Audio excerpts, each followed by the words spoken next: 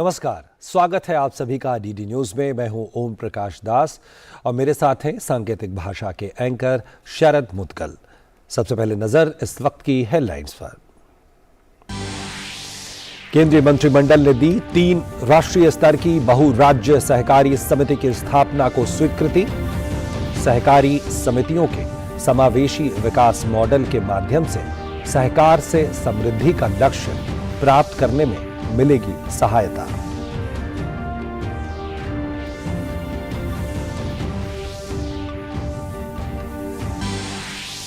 केंद्रीय मंत्रिमंडल ने राष्ट्रीय स्तर की बहुराज्य सहकारी जैविक समिति की स्थापना के प्रस्ताव को भी दी मंजूरी। भीम यूपीआई को बढ़ावा देने की प्रोत्साहन योजना को मिली हरी झंडी।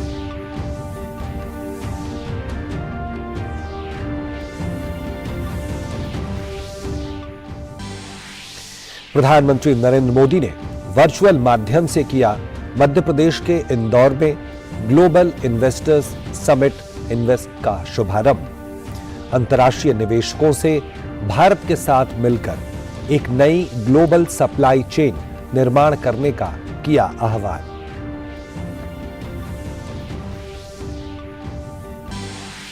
झारखंड के चाईबासा में सुरक्षा बलों और माओवादियों के बीच मुठभेड़ के दौरान आईईडी विस्फोट, सीआरपीएफ के 5 जवान जख्मी।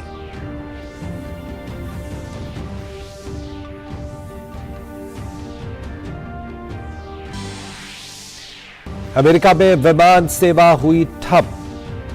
सर्वर में खराबी की वजह से रोकी गई उड़ानें। फेडरल एविएशन एडमिनिस्ट्रेशन विमान सेवा को बहाल करने में जुटा।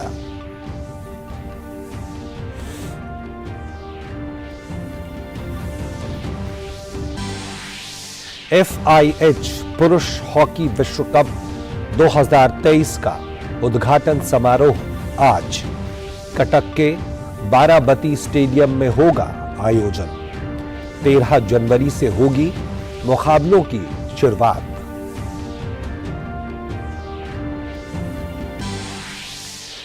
भारत और श्रीलंका के बीच खेली जा रही वनडे सीरीज का दूसरा मैच कल ईडन गार्डन्स में खेला जाएगा। गुवाहाटी में हुए पहले वनडे में जीत दर्ज करने के बाद भारतीय टीम 3 मैचों की सीरीज में 1-0 से आगे।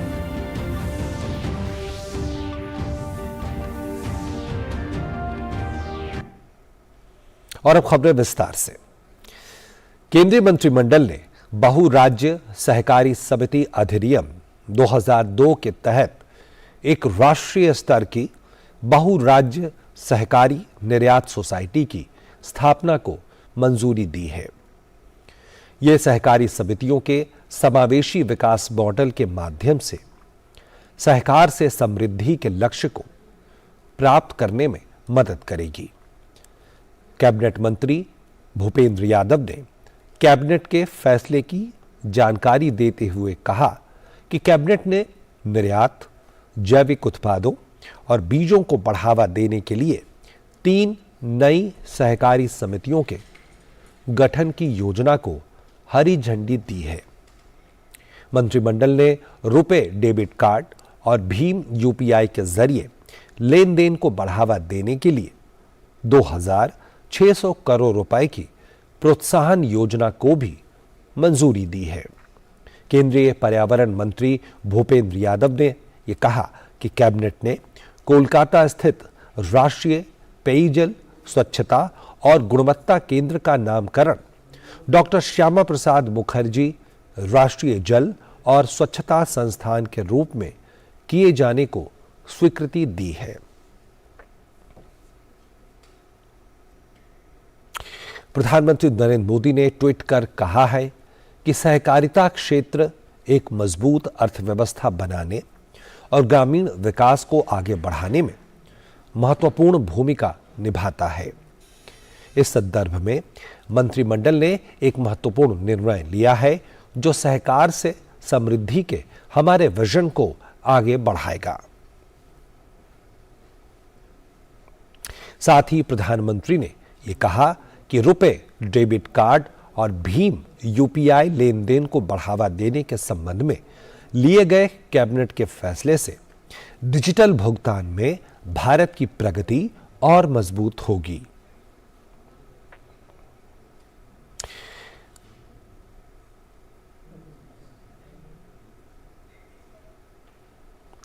इंदौर में प्रवासी सम्मेलन के समापन के बाद अब इस शहर में आज से 2 दिवसीय ग्लोबल इन्वेस्टर समिट जारी है। समिट की theme future ready Madhya Pradesh रखी गई है। ग्लोबल इन्वेस्टर समिट में 82 देशों के प्रतिनिधि भी शामिल हो रहे हैं।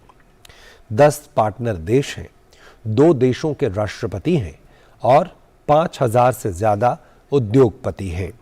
इन्वेस्टर समिट में विभिन्न विषयों पर 19 सत्र होंगे।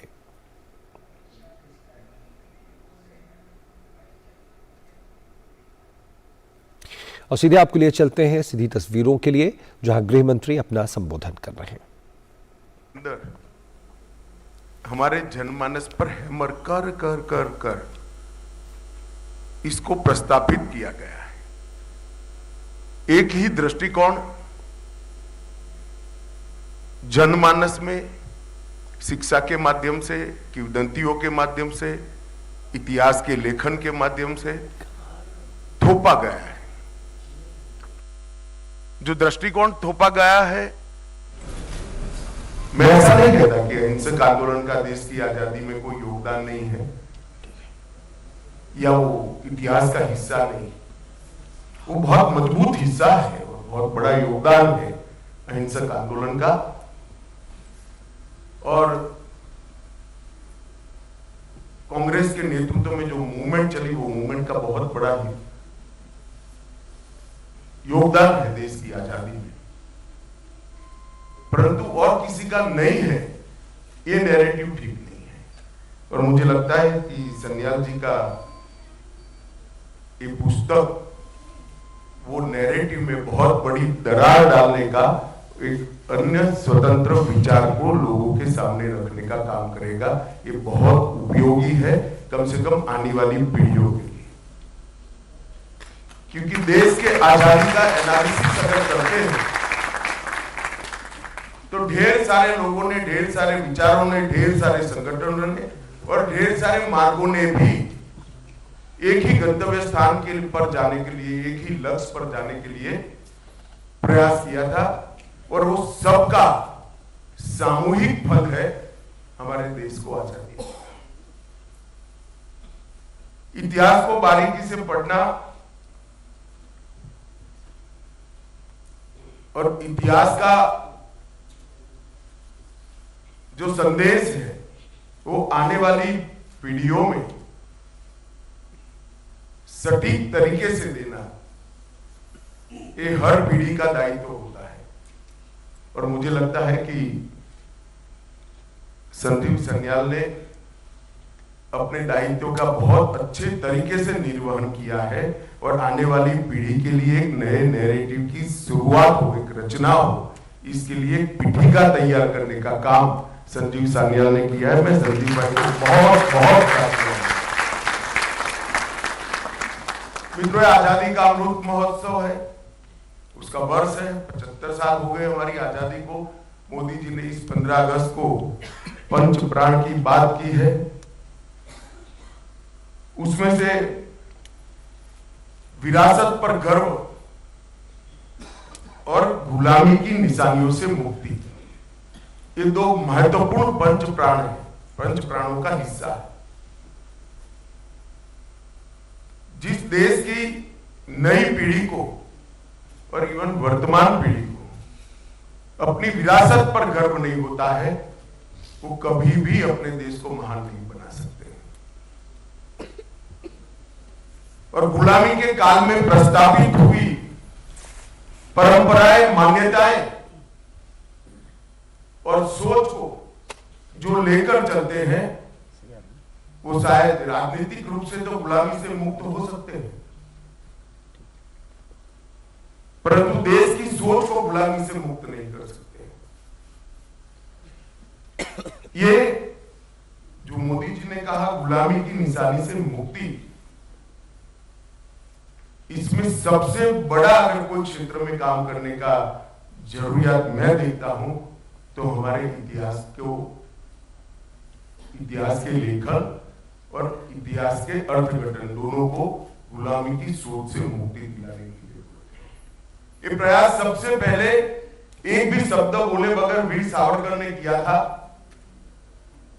पूरी दुनिया, पूरा देश और अच्छे अच्छे देशभक्त सन 57 की क्रांति को गदर के नाम से जानते थे।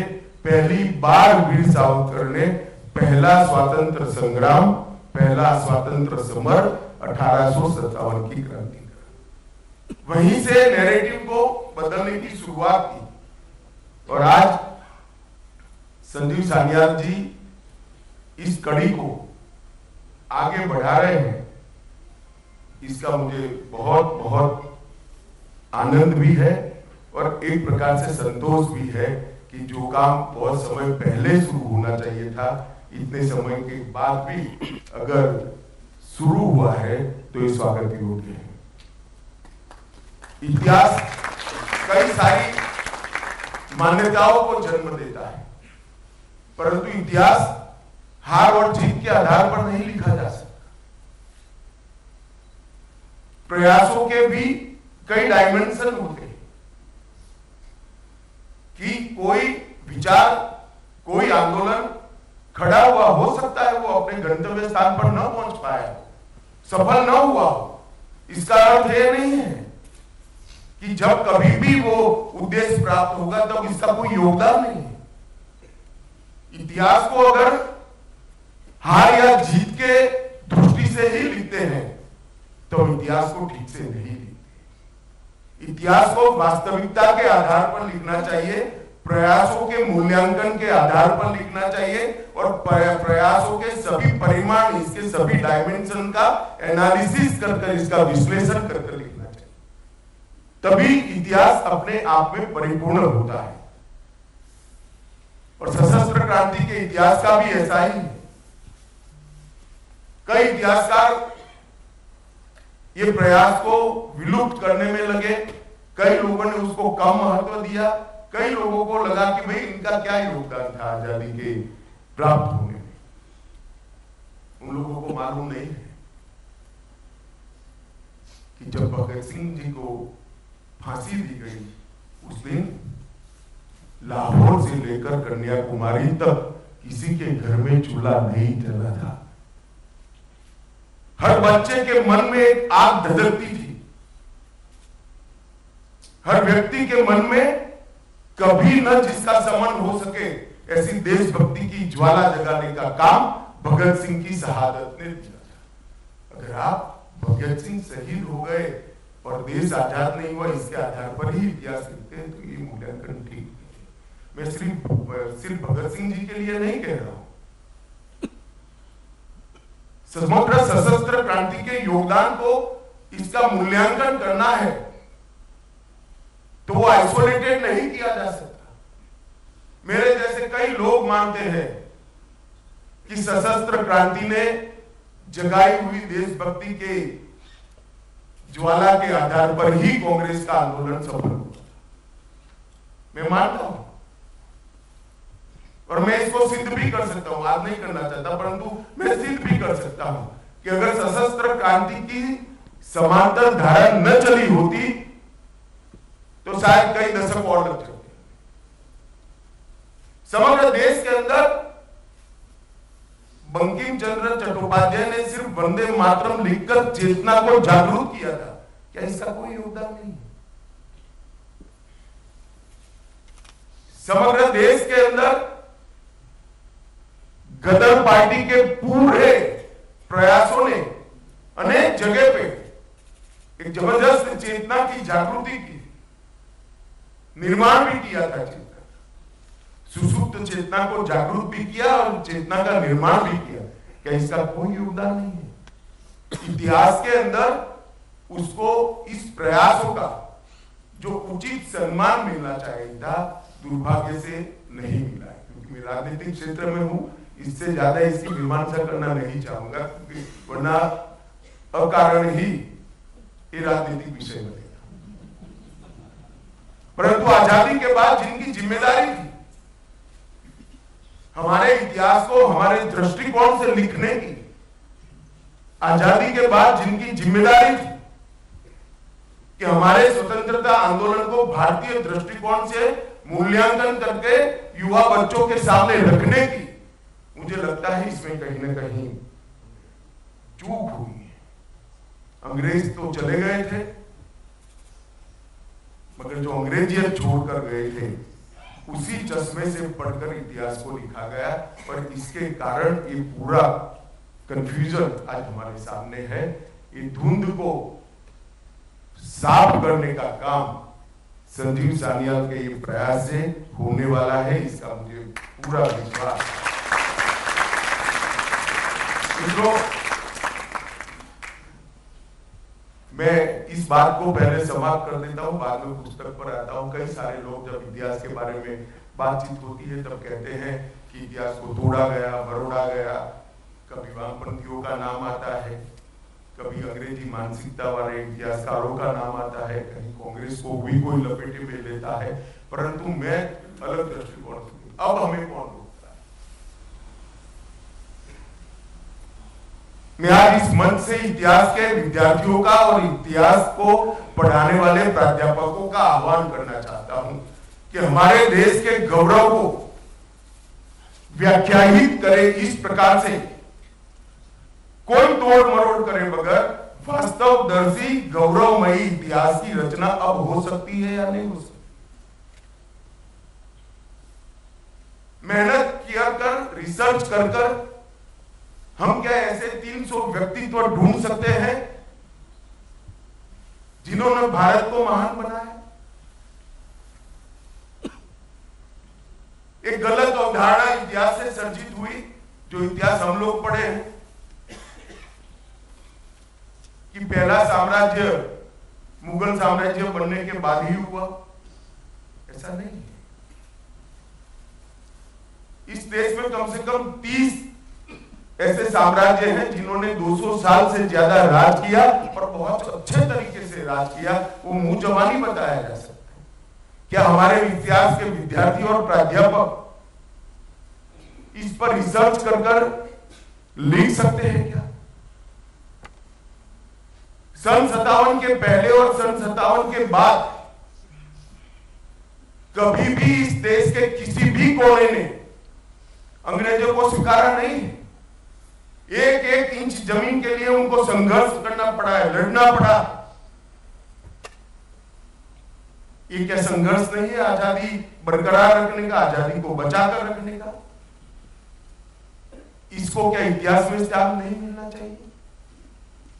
ढेर सारे ऐसे लोग थे जिन्होंने सन 57 की क्रांति के लिए कुछ न प्राप्त होने की स्थिति में भी ये लड़ाई लड़ी, और मैं मानता हूं कि सन 57 की लड़ाई ने ही इस देश की जनता के मन में स्वराज के संस्कार शिवाजी महाराज के बाद पहली बार डालने का अगर कोई प्रयास ने काम किया तो 1857 की क्रांति ने किया, और वहीं से हमारी आजादी की लड़ाई की भूमिका वहीं से शुरू, इसकी नींव वहीं से डली गई। चाहे सशस्त्र क्रांति का इतिहास देखो या कांग्रेस का अहिंसक आंदोलन देखो, इसकी नींव ढूंढने जाएंगे तो 1857 की क्रांति के अंदर से ही निकले। ये सब चीजों को समाहित करने की जिम्मेदारी, सच्चे ऐतिहासिक तथ्यों को देश की नई पीढ़ी के सामने रखने की जिम्मेदारी सिर्फ सरकार की नहीं हो सकती। मैं मानता हूं इतिहासकारों ने भी इसमें आगे आना चाहिए। सान्याल का भारत और भारतीयता का लिए जो जुनून है वो देखकर मैं कई बार सोचता हूं, एक बार मुझे मिलकर निकले नॉर्थ ब्लॉक में, मुझे विचार है ये व्यक्ति कभी निराश तो नहीं हो जाएगा। क्योंकि जो जुनून है वो अगर लंबे समय तक इच्छित परिणाम नहीं मिलता है तो निराशा में भी कन्वर्ट होता है। सन्याल भाई चिंता न करो, इस वक्त मैं आपके साथ खड़ा रहूंगा, निराश होने की कोई जरूरत नहीं। भारत का समय बदल, इस जुनून के साथ अर्थशास्त्री होने के बावजूद जो काम किया है वो सच अर्थ में अभिनंदन के अधिकारी है। इनकी पुस्तक को मैंने बहुत डिटेल नहीं पढ़ा है, मगर ऐसा कह सकता हूं कि कोई आप में से कोई पढ़ लेगा तो जितना बात करेगा उससे ज्यादा बात में करने की स्थिति में हूं, इतना तो पढ़ लिया है। इसके 8 चैप्टरों के बीच में एक वाक्यता है। आप 8 चैप्टरों को अलग अलग करके नहीं देख सकते, और 8 चैप्टरों को पढ़ते वक्त बारीकी से पढ़ना, हर एक चैप्टर दूसरे चैप्टर से एक सूत्र के साथ जुड़ा हुआ है। मैंने तो बंद कर दिया है अभी सार्वजनिक रूप से लिखना, वरना मैं इस पुस्तक की विवेचना करता तो बहुत अच्छी करता है, इसका मुझे विश्वास है। 8 चैप्टरों के अंदर सिर्फ क्रांतिकारियों का वर्णन नहीं है, क्रांतिकारियों के आदर्श, क्रांति की सोच की व्याख्या, उनकी मानवीय भावनाएं और उन्होंने अनुभव की हुई त्रासदी, इस सभी को बहुत अच्छे तरीके से इन्होंने मोतियों की तरह एक माला में पिरोने का काम किया है। और इस पुस्तक की सबसे बड़ी सिद्धि यह है कि आज तक सशस्त्र क्रांति के इतिहास को छुटपुट व्यक्तिगत प्रयास बताया जाता था। ये पुस्तक पढ़ने के बाद आप सबके मन में स्पष्टता हो जाएगी, ये छुटपुट व्यक्तिगत प्रयास नहीं था, बहुत अच्छे तरीके से एक सोच के आधार पर किया गया सामूहिक प्रयास था, परंतु संख्या कम थी इसलिए छुटपुट दिखाई पड़ा। क्योंकि सशस्त्र क्रांति करने के लिए कोई भी बड़े से बड़ा डर जाएगा, अंततोगत्वा एक घटना के अंदर ही होगा, और जब घटना का पर्दाफाश होता था तो बाकी सारे लोगों का अदृश्य हो जाना रणनीति का हिस्सा। परंतु बहुत बखूबी से इन्होंने इसको मोतियों को जैसे माला में परोते हैं, इसी तरह से समग्र क्रांति के विचार को एक धागे में मोतियों की तरह पिरोने का काम किया है। दूसरे अध्याय में श्री अरविंद और वीर सावरकर इसके संबंध में लिखा है। ये दोनों ऐसे व्यक्ति हैं, एक ने सुस्पष्ट रूप से राष्ट्रवाद को जरा भी गालमेल करे बगैर व्याख्यायित करने का काम किया, और दूसरे ने राष्ट्रवाद को अध्यात्म के साथ जोड़कर भारत ही विश्व गुरु बन सकता है, इसका विचार की शुरुआत। ये दोनों के बारे में मैंने भी बहुत कुछ पढ़ा है, मगर इन्होंने एक 2 ही चैप्टर के अंदर इन 2 के बारे में जो जानकारी दी है, बहुत अच्छी जानकारी है। इसको मैं रूपक में अगर बोलना चाहूंगा तो गागर में सागर की तरह सारी चीजों को इन्होंने समाहित किया है। तो आप देख रहे थे नई दिल्ली के नेहरू मेमोरियल लाइब्रेरी और म्यूजियम से सीधा प्रसारण, जहां पे गृह मंत्री अमित शाह ने आज एक पुस्तक revolutionaries the other side of how India one it's freedom इस किताब का विमोचन किया है। उन्होंने इतिहास के संदर्भ में ये बात कही कि आज़ादी के आंदोलन का इतिहास जो लिखा गया उसमें कई मामलों में चूक हो गई और ये मौका है, और वो आह्वान उन्होंने किया प्राध्यापकों से, विद्यार्थियों से कि इतिहास को नए दृष्टि से लिखा जाए और इतिहास को वास्तविकता के आधार पर लिखा जाए। और उन्होंने साफ तौर पर कहा कि इतिहास कई सारी मान्यताओं को जन्म देता है और उसे वास्तविकता के आधार पर हमें आगे वाली पीढ़ी को सौंपना चाहिए। फिलहाल हमारे इस बुलेटिन में इतना ही। दीजिए इजाज़त। नमस्कार।